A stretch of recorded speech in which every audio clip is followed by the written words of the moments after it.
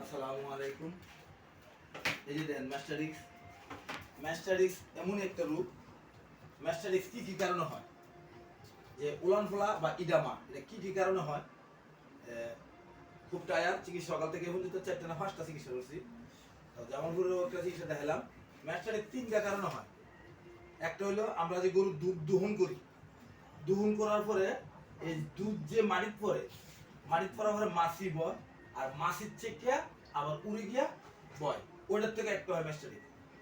2 নম্বর, কোন কোন সময় অতিরিক্ত তাপমাত্রার কারণে বা যেমন এই ধরনের যদি ফ্লুইডের ভিতরে কোনো ময়লা থাকে বা ফ্লুইডের মধ্যে যদি কোনো রোদ না লাগে বা এই যে জায়গার মধ্যে কোনো ভাইরাস ব্যাকটেরিয়া মাইক্রোঅর্গানিজম দ্বারাও এই ম্যাস্টারিক্স হয়। আরেকটা হলো আপনার অতিরিক্ত গরম, যেমন প্রেগনেন্ট অবস্থায় ছিল, এটা বাচ্চা থাকার পর ম্যাস্টারিক্স দেখা দিচ্ছিল, আপনাদের বলছিলাম বাচ্চারা থাকার পরই থাক মোটামুটি আল্লাহ দিলে আজকে 10 দিন মনে হয় বাচ্চা দিছে।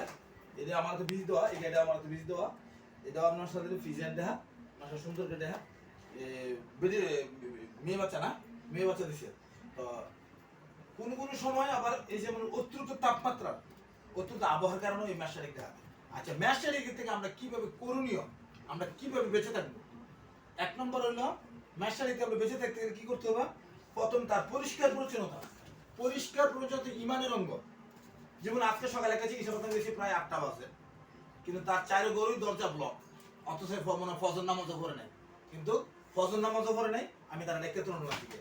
তো যাক, এটা ঠিক না যে 8টা যদি একটা মুসলমান রাষ্ট্র 8টা পর্যন্ত আমি ঘুমাই, আমার ফজর নামাজও আমার কাজা হয়, নামাজ না পড়ি, তো আমার দেখি আয়ন্ত হন যায়। তো ম্যাস্টারিক্স এমন একটা রূপ, এটা করণীয় হলো 1 নম্বর হলো এক কথা থেকে আরেক কথা গেছি।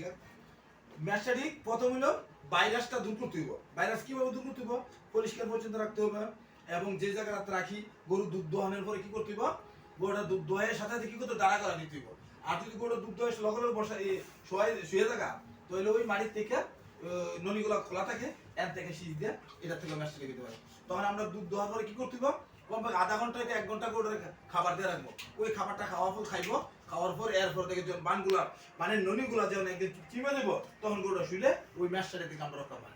একটা 2 নম্বর কথা হইলো 3 নম্বর কথা হইলো কি, অতিরিক্ত অতিরিক্ত জীবন আমরা অনেকে যাও এই যে কিনা কয় যে বাদ দিয়ে যে চাইলে ইয়া করে খুদের যাও বা চাইলে চাল ভাঙা দিয়া একদম ভাত বা এই ধরনের ব্যক্তি এই ধরনের খাওয়া পুষ্টি খাবার খাওয়াইলে কি হয়, দেখে যাও তুমি যাও, তো এটা থেকেও ম্যাস্টারিক্স হওয়ার সম্ভাবনা থাকে। তো এই হচ্ছে তো সবাই সতর্ক থাকবেন। ম্যাস্টারিক্স একটা এমন একটা রূপ, যদি সময় মতো চিকিৎসা না দেয় তাহলে কি হয়, এই বানে থেকে দুধের আশা করা যায় না, বা বিভিন্ন ধরনের সমস্যা দেখা যায়, বানগুলা কালা হয়ে যাওয়ার সম্ভাবনা থাকে। তো সবাই সতর্ক থাকি। ভাই কষ্ট করে একটা ভিডিও করি, ভাই এই পেজটার মধ্যে একটু গরিব মানুষ একটা ফলো দিন বা একটা লাইক দিন বা শেয়ার দিন। আমার একটা কথাই যদি আপনাদের উপকার হয়, তো আমার এই জিনিসের সার্থক। এই পর্যন্তই, আল্লাহ হাফেজ।